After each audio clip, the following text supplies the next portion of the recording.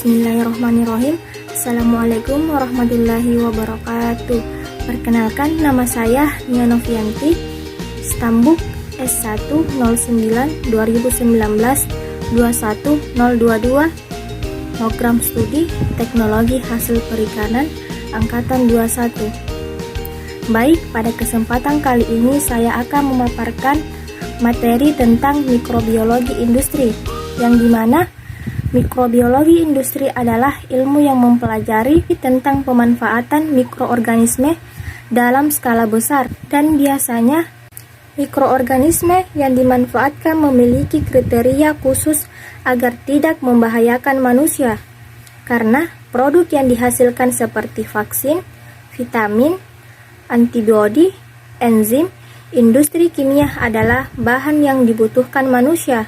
Mikrobiologi industri juga merupakan suatu kajian yang berhubung dengan penggunaan organisme hidup dan produknya dalam proses industri berskala besar. Mikroorganisme industri adalah aspek bioteknologi industri yang berhubungan dengan mikroorganisme. Sejarah perkembangan mikrobiologi industri awalnya dimulai dengan proses fermentasi alkohol seperti pembuatan bir dan wine. Minuman dibuat dari buah anggur. Kemudian pemanfaatan mikroorganisme dikembangkan untuk produksi bahan farmasi seperti antibiotika, produksi makanan tambahan seperti asam amino, serta produksi enzim, dan produksi industri kimia seperti butanol dan asam sitrat.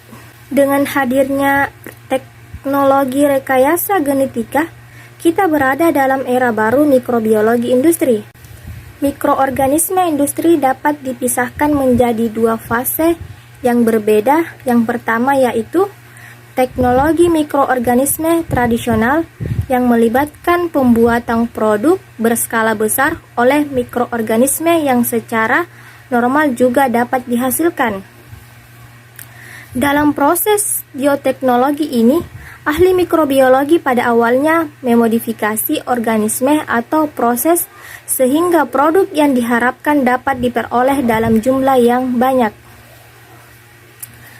Yang kedua yaitu teknologi mikroorganisme dengan rekayasa genetika yang melibatkan penggunaan mikroorganisme yang sudah diberi sisipan gen asing.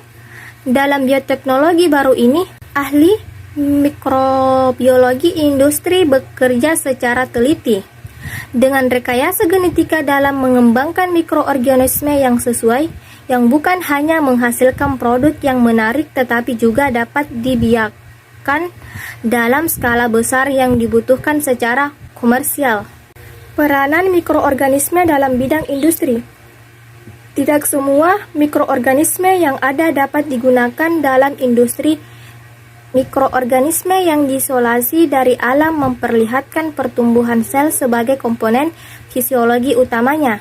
Sedangkan mikroorganisme industri merupakan organisme yang dipilih secara hati-hati sehingga dapat membuat satu atau banyak produk khusus.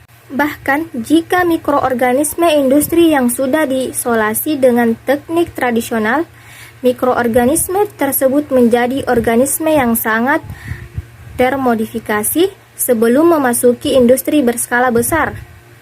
Mikroorganisme yang dimanfaatkan dalam bidang industri dapat dilihat pada tabel berikut. Kriteria mikroorganisme industri. Suatu mikroorganisme dianggap layak digunakan dalam industri bukan saja mampu menghasilkan substansi yang menarik, tetapi harus lebih dari itu. Mikroorganisme harus tersedia sebagai biakan murni. Sifat genetiknya harus stabil dan tumbuh dalam biakan berskala besar. Biakan juga harus dapat dipelihara dalam periode waktu yang sangat panjang di laboratorium dan dalam plant industri.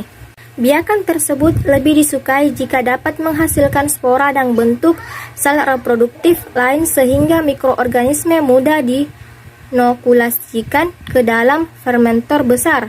Adapun karakteristik penting yang harus dimiliki mikroorganisme industri yaitu harus tumbuh cepat dan menghasilkan produk yang diharapkan dalam waktu yang relatif singkat karena alasan sebagai berikut, yaitu 1. Alat-alat yang digunakan pada industri berskala besar termasuk mahal.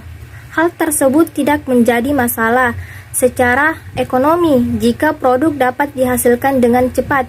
Yang kedua, jika mikroorganisme tumbuh dengan cepat, kontaminasi fermentor akan berkurang. 3. Jika mikroorganisme tumbuh dengan cepat, akan tetapi mudah mengendalikan berbagai faktor lingkungan dan fermentor. Sifat penting lain yang harus dimiliki mikroorganisme industri adalah yang pertama yaitu tidak berbahaya bagi manusia dan secara ekonomi penting bagi hewan dan tumbuhan. Yang kedua, mudah dipindahkan dari medium biakan. Di laboratorium, sel mikroorganisme pertama kali dipindahkan dengan sentrifugasi, tetapi sentrifugasi bersifat sulit dan mahal untuk industri skala besar. Yang ketiga, mikroorganisme lebih disukai jika berukuran besar, karena sel lebih mudah dipindahkan dari biakan dengan penyaringan dengan bahan penyaringan yang relatif mudah. Sehingga jamur, ragi, dan bakteri berfilamen lebih disukai. Bakteri uninsel berukuran kecil sehingga sulit dipisahkan dari biakan cair. Yang keempat, mikroorganisme industri harus dapat direkayasa secara genetik. Dalam mikrobiologi industri tradisional, peningkatan hasil diperoleh melalui mutasi dan seleksi. Mutasi akan lebih efektif untuk mikroorganisme dalam bentuk vegetatif dan haploid dan bersel satu. Pada organisme diploid dan bersel banyak, mutasi salah satu genom tidak akan menghasilkan mutan yang mudah diisolasi. Untuk jamur berfilamen, lebih disukai yang menghasilkan spora karena filamen tidak mampu mempermudah rekayasa genetika. Mikroorganisme juga diharapkan dapat direkombinasi secara genetik juga dengan proses seksual dan beberapa jenis proses praseksual. Rekombinasi genetik memungkinkan penggabungan genom tunggal sifat genetik dari beberapa organisme. Teknik yang sering digunakan untuk menciptakan hibrid bahkan tanpa daur seksual adalah fusi atau penggabungan protozalma menyertai regenerasi sel vegetatif dan seleksi progeni hibrid. Produk mikrobiologi industri itu susu, keju, roti yang biasa ditemukan di sekitar kita, atau bisa dilihat pada tabel berikut. Baik, itulah pemaparan materi dari saya. Kurang dan lebihnya mohon dimaafkan. Wassalamualaikum warahmatullahi wabarakatuh.